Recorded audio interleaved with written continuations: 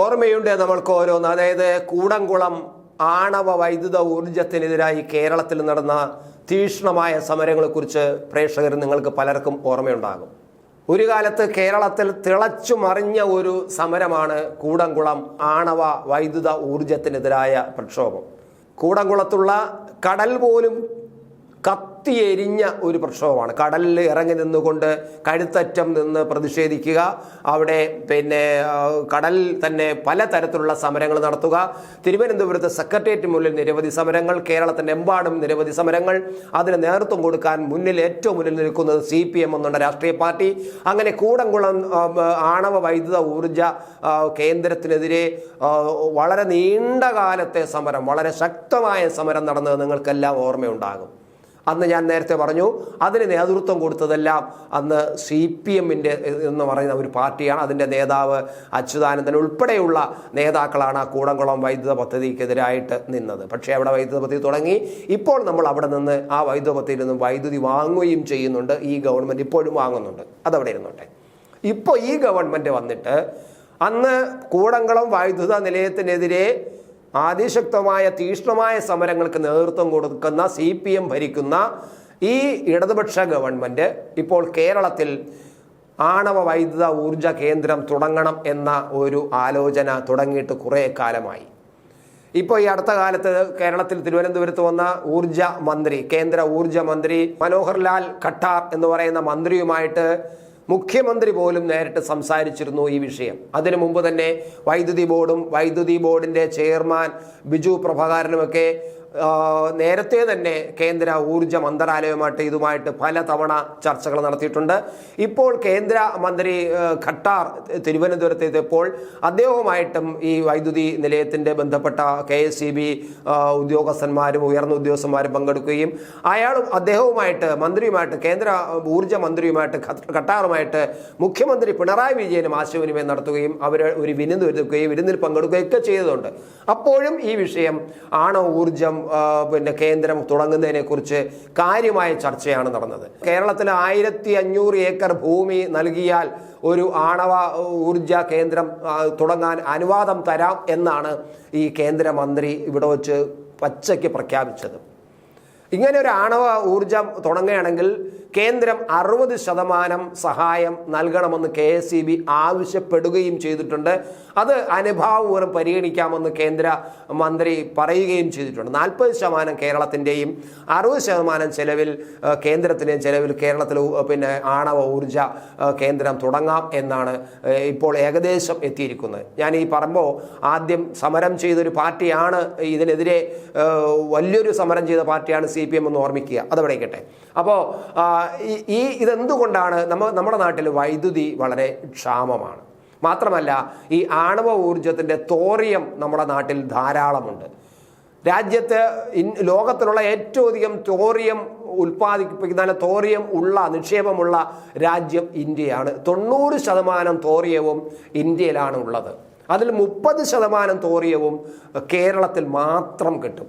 കേരളത്തിൽ നമ്മളെ ചവറയിലെ മണലിൽ നിന്നും വളരെ ക്വാളിറ്റിയുള്ള, പക്ഷേ ഇന്ത്യയുടെ മറ്റു പ്രദേശങ്ങളിൽ കിട്ടാത്തതിനേക്കാളും നല്ല ക്വാളിറ്റിയുള്ള തോറിയം ഉണ്ടാക്കിയെടുക്കാൻ ഈ ചവറയിലെ മണലിൽ നിന്നും ലഭിക്കുന്നുണ്ട്. അതുകൊണ്ടാണ് ഈ KMMRലൊക്കെ മണൽ വാരലായി ബന്ധപ്പെട്ട് ഒരുപാട് അഴിമതി ആരോപണം വന്നതും മുഖ്യമന്ത്രിയുടെ മകൾ വീണ വിജയന് മാസപ്പടി വിതരണം ചെയ്ത് മണൽ വാരലുമായിട്ട് ബന്ധപ്പെട്ടുള്ള ചില വിഷയങ്ങളാണ്. അപ്പോൾ ആ മണലിൻ്റെ വില എത്രയാണെന്ന്, സ്വർണ്ണത്തിനേക്കാളും വില മണലിനുണ്ട് എന്നുള്ളത് മറ്റൊരു കാര്യം. എന്തായാലും അങ്ങനെ നമ്മളെ കേരളത്തിൽ ഇപ്പോൾ നമ്മുടെ പ്ലാന്റിൽ, നമ്മുടെ ചവറയിലെ പ്ലാന്റിൽ ഇത്തരത്തിലുള്ള തോറിയം ഉണ്ടാക്കുന്നുണ്ട്. ആ തോറിയം നമുക്ക് വച്ചിട്ട് ആണവ ഊർജം വൈദ്യുതി ഉണ്ടാക്കാൻ കഴിയും എന്നുള്ളത് കൊണ്ടാണ് കേരളത്തിൽ അത്തരത്തിലൊരു ഊർജ ഉൽപാദന കേന്ദ്രത്തെക്കുറിച്ച് ഇപ്പോൾ ചിന്തിച്ചു തുടങ്ങുന്നത്. പക്ഷേ കേരളത്തിൽ ഈ പറയുന്ന മുൻപ് സമരങ്ങൾ ചെയ്ത സർക്കാരായതുകൊണ്ട് CPM അതിനെതിരെ ഗംഭീരമായി സമരം ചെയ്തതാണ്.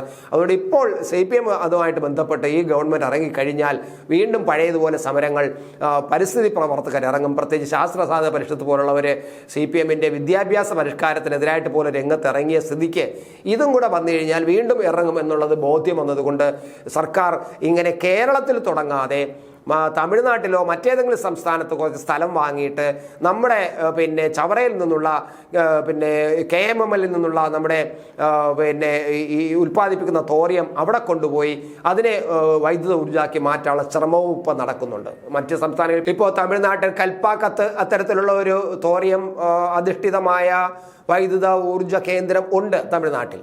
അത് നമ്മുടെ കേരളവും അതിൽ നിന്നും അതുമായിട്ട് സഹകരിച്ചു പോകുന്നുണ്ട്. അതിൽ നിന്ന് ഊർജ്ജം വാങ്ങാനുള്ള ശ്രമങ്ങൾ നടത്തുന്നുണ്ട്, നമ്മളത് നടത്തുന്നുമുണ്ട്. എന്തായാലും കൽപ്പാക്കത്ത് ഉള്ള ആ കേന്ദ്രത്തിൽ നമ്മുടെ തോറിയം എത്തിക്കാനുള്ള ശ്രമവും നടക്കുന്നുണ്ട്, അങ്ങനെ ഉൽപ്പാദിപ്പിക്കാൻ നോക്കുന്നുണ്ട്. പക്ഷെ അതുപോരാ, നമ്മളുണ്ടാക്കിയാണ് അത് കേരളത്തിൽ തന്നെ അത്തരത്തിലൊരു പിന്നെ ആണവ ഊർജ കേന്ദ്രം ഉണ്ടാക്കുകയാണെങ്കിൽ, അത് നിലനിൽക്കുകയാണെങ്കിൽ, സ്ഥിതി ചെയ്യുകയാണെങ്കിൽ 50% വൈദ്യുതി അവിടെ ഉൽപ്പാദിപ്പിക്കുന്ന 50% വൈദ്യുതി ആ സംസ്ഥാനത്തിന് എടുക്കാം. അങ്ങനെ ഒരു ചട്ടം കൂടി ഈ കേന്ദ്ര പിന്നെ ഊർജ മന്ത്രാലയത്തിന്റെ കീഴിലുണ്ട്. കേരളത്തിൽ നിന്നുള്ള തോറിയം കൽപ്പാക്കത്ത് കൊണ്ടുപോയി അവിടെ നിന്ന് നമുക്ക് ഊർജ്ജം ഉണ്ടാക്കാനുള്ള ശ്രമവും കേരളത്തിന്റെ ഭാഗത്തു നിന്നും അങ്ങനെ ഒരു നീക്കവും നടക്കുന്നു. ഒപ്പം തന്നെ കേരളം സ്വന്തമായിട്ടൊരു ആണവ ഊർജ്ജ കേന്ദ്രം കേരളത്തിൽ തന്നെ നടത്തുകയാണെങ്കിൽ, ചീമേനിയിൽ ഇപ്പോൾ അതിനുള്ള സ്ഥലമുണ്ട്, കാസർഗോഡ് ജില്ലയിലെ ചീമേനിയിൽ സ്ഥലമുണ്ട് എന്ന് പറഞ്ഞാൽ അവിടെ 150 ഏക്കർ എടുത്താലെന്നുള്ള ചിന്തയും തുടങ്ങിയിട്ടുണ്ട്. പക്ഷേ അപ്പോഴേക്കും ചീമേനിയിൽ ഈ പിന്നെ കൂടംകുളം വൈദ്യുത നിലയത്തിനെതിരായി സമരം ചെയ്ത ഉദയകുമാറിന്റെ നേതൃത്വത്തിൽ തന്നെ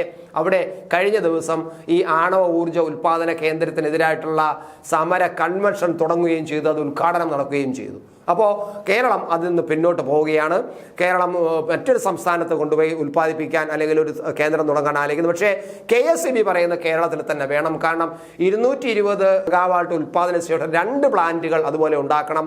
അങ്ങനെ 440 മെഗാവാട്ട് നമുക്ക് ഊർജ്ജ നിലയങ്ങളിൽ നിന്നും ഈ ആണവ ഊർജ്ജ നിലയിൽ നിന്നും ഉണ്ടാക്കണം. എന്നാൽ മാത്രമേ KSEB മുന്നോട്ട് പോകാൻ കഴിയൂ. പ്രത്യേകിച്ച് കേരളത്തിൽ തന്നെ അങ്ങനെ ഒരു പ്ലാന്റ് വന്നു കഴിഞ്ഞാൽ അതിൻ്റെ പകുതി വൈദ്യുതി, അതായത് ആ പ്ലാന്റിൽ ഉൽപ്പാദിപ്പിക്കുന്ന പകുതി വൈദ്യുതി കേരളത്തിന് എടുക്കാം. കാരണം ഏത് സംസ്ഥാനത്താണോ പ്ലാന്റ് നിലനിൽക്കുന്ന ആ പ്ലാന്റ് നിൽക്കുന്ന സംസ്ഥാനത്തിന് പകുതി വൈദ്യുതി എടുക്കാമെന്ന ഒരു ചട്ടവും കേന്ദ്ര ഊർജ്ജ മന്ത്രാലയത്തിലുണ്ട്. അതുകൊണ്ട് കേരളത്തിൽ ഇതിൽ വേണമെന്നാണ് KSEB പെടുന്നത്. KSEB അത് പറയാൻ കാരണം നമുക്ക് ഇപ്പോഴുള്ള വൈദ്യുതി കേന്ദ്രങ്ങൾ കേരളത്തിൽ വൈദ്യുതി പിന്നെ വളരെ സ്കേഴ്സിറ്റിയാണുള്ളത് നമുക്കറിയാമല്ലോ. വളരെ ഗുരുതരമായി നമ്മൾ അതിൻ്റെ ബുദ്ധിമുട്ടുകൾ അനുഭവിക്കുകയാണ്. വെറും 13,000 കോടി വൈദ്യുതിയാണ് ഒരു വർഷം നമ്മൾ കേരളം ഇപ്പം വിലയ്ക്ക് വാങ്ങുന്നത്. 13,000 കോടി യൂണിറ്റ് കോടി രൂപയുടെ 13,000 കോടി രൂപയുടെ വൈദ്യുതിയാണ് ഇപ്പോൾ നമ്മൾ വാങ്ങിച്ചുകൊണ്ടിരിക്കുന്നത്. എന്നിട്ട് പോലും നമുക്ക് തികയുന്നില്ല. നമ്മുടെ ഇപ്പോഴുള്ള വൈദ്യുത കേന്ദ്രങ്ങൾ, ഉൽപ്പാദിപ്പിക്കുന്ന വൈദ്യുത കേന്ദ്രങ്ങൾ 3200 മെഗാവാൾട്ട് ഉൽപ്പാദിപ്പിക്കാനുള്ള ശേഷി ഉണ്ടെങ്കിലും 1800 മെഗാവാൾട്ട് മാത്രമേ നമുക്ക് ഉൽപ്പാദിപ്പിക്കാൻ കഴിയുന്നുള്ളൂ. ശേഷി 3200 ഉണ്ടെങ്കിൽ പോലും 1800 മാത്രമേ വരുന്നുള്ളൂ. 2030 ആകുമ്പോഴേക്കും നമുക്ക് 10,000 മെഗാവാൾട്ട് വൈദ്യുതിയെങ്കിലും കേരളം ഉൽപ്പാദിപ്പിച്ചില്ലെങ്കിൽ നമുക്ക് മുന്നോട്ട് പോകാൻ കഴിയില്ല. അത്ര ഗുരുതരമാണ് വൈദ്യുത ബുദ്ധിമുട്ടെന്ന് പറയുന്നത്. 2030 വൻതോതിൽ, അതായത് 25,000 മെഗാവാൾട്ട് വൈദ്യുതി എങ്കിലും കേരളത്തിൽ 2030 ആകുമ്പോൾ ഉണ്ടായിരിക്കണം. കാരണം നമ്മുടെ വ്യവസായങ്ങൾ വളരുന്നു, നമ്മുടെ വീടുകൾ എണ്ണം കൂടുന്നു, അതുപോലെ സംരംഭങ്ങൾ എണ്ണം കൂടുന്നു, വൈദ്യുതി വാഹനങ്ങൾ കൂടുതൽ ഇറങ്ങാൻ പോകുന്നു. ഇങ്ങനെയൊക്കെ നോക്കുമ്പോൾ 2030 ആകുമ്പോൾ 25,000 മെഗാവാൾട്ട് വൈദ്യുതി കേരളത്തിന് മാത്രം വേണ്ടി വരും. നമ്മളിപ്പോൾ ഉണ്ടാക്കുന്ന വെറും 1800 മെഗാവാൾട്ടാണ്. ഇപ്പോൾ വാങ്ങിച്ചു കൊണ്ടിരിക്കുന്നത് 13,000 കോടി രൂപ വൈദ്യുതിയാണ്.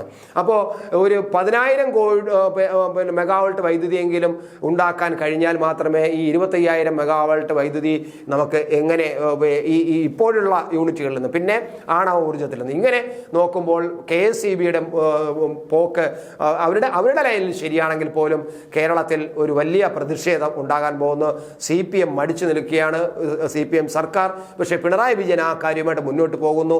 എവിടെ എത്തുമെന്ന് നമുക്ക് കാണാം. പക്ഷേ ഇവിടെ ഒരു കാര്യം മാത്രം ഞാൻ അവസാനം ഉറപ്പ് പറയുന്നു, ഈ വൈദ്യുത കേന്ദ്രം നമ്മുടെ ബുദ്ധിമുട്ട്, കാരണം 600 വർഷം ഇതിൻ്റെ മാലിന്യം നമ്മൾ സൂക്ഷിക്കണം, പുറത്ത് പിന്നെ അതിൻ്റെ പ്രസരണമൊന്നും ഉണ്ടാകാതെ 600 വർഷമെങ്കിലും സൂക്ഷിക്കണം. അത്രമാത്രം ഗുരുതരമാണ് ഇതിൻ്റെ മാലിന്യം എന്ന് പറയുന്നത്.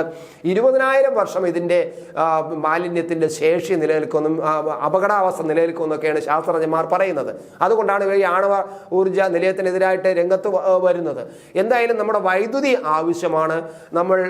നമുക്ക് ബുദ്ധിമുട്ടില്ലാത്ത തരത്തിൽ അങ്ങനെ ഒരു വൈദ്യുതി കേന്ദ്രം വരുന്നെങ്കിൽ ഇതിനെ എതിർക്കുക എന്നത് നമ്മൾ വളരെ ആലോചിച്ച് ചെയ്യേണ്ട ഒരു കാര്യമാണ് എന്നത് മാത്രമാണ് എനിക്കുള്ളത്. പക്ഷേ ഒരു കാര്യം CPM ആലോചിക്കുക, CPM പണ്ട് പണ്ട് കാലം മുതൽ ഏതു കാര്യവും തുടങ്ങിക്കഴിഞ്ഞാൽ അതിനെ കണ്ണടച്ചെതിർത്ത് കൊണ്ടിരുന്ന CPM ഇപ്പോൾ അതിൽ നിന്നെല്ലാം പിന്മാറേണ്ടി വന്നിരിക്കുന്നു. അവർ പറയാതെ പറഞ്ഞ് തന്നെ പലതും തിരുത്തേണ്ടി വന്നിരിക്കുന്നു. ഈ ആണവ ഊർജ്ജത്തിൻ്റെ കാര്യത്തിലും അത് തന്നെയാണ് സംഭവിച്ചിരിക്കുന്നത്. ഓരോ ജീവിതവും ഓരോ കഥകളാണ്, വേറിട്ട കഥകളുടെ ഒരു കൂട്ടായ്മ. വേണമെങ്കിൽ നമുക്കതിനെ ഒരു നോവലെന്ന് പേരിടാം. അതുപോലൊരു നോവലല്ലേ നിങ്ങളുടെ ജീവിതവും? എന്താ, ശരിയല്ലേ? നിങ്ങളുടെ അനുഭവങ്ങൾ, കഥകൾ എന്തുമായിക്കൊള്ളട്ടെ, അത് കേൾക്കാൻ DNA ന്യൂസിലൂടെ ഞാൻ എത്തുന്നു. കഥ പോലൊരു ജീവിതം, അതിനായി ഞാൻ നിങ്ങൾക്ക് വേണ്ടി കാത്തിരിക്കുന്നു. നമുക്ക് ഒന്നിച്ച് കാണാം, കുറേ കാര്യങ്ങൾ സംസാരിക്കാം, വേദനകൾ പങ്കിടാം. നിങ്ങളുടെ വിഷയങ്ങൾ, അനുഭവങ്ങൾ അത് ഞങ്ങളെ അറിയിക്കേണ്ട വിലാസം താഴെ കൊടുക്കുന്നു.